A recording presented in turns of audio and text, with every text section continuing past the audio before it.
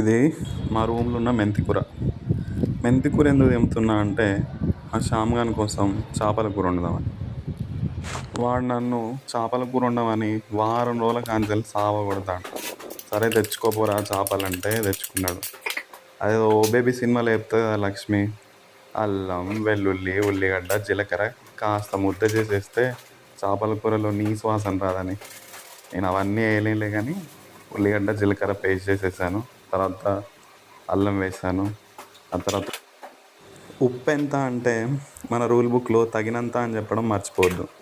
తర్వాత కావాల్సినంత కారం, ఆ తర్వాత కావాల్సినంత మెంతిపిండి అవన్నీ వేసి బాగా కలిపి ఒక 10 నిమిషాలు దానికి రెస్ట్ ఇవ్వాలి.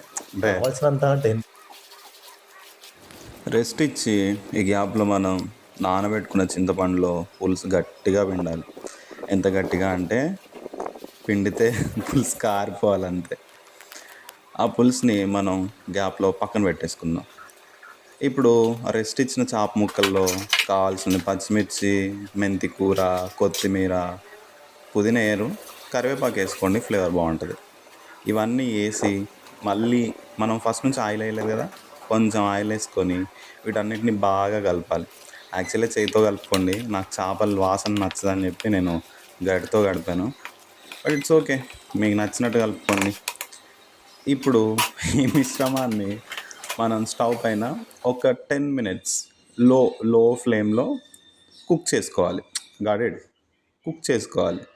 కుక్ చేసుకునేటప్పుడు మనం గంట పెట్టుకోకూడదు, ముక్కలు విరిగిపోతాయి. సో బెటర్ మీరు టాస్ చేసుకోండి. తర్వాత మనం పిసికి పెట్టుకున్నాం కదా పులుసుని, అదంతా గుమ్మరించుకోవాలి.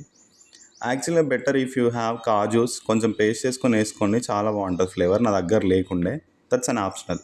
ఎంజాయ్ చేయండి.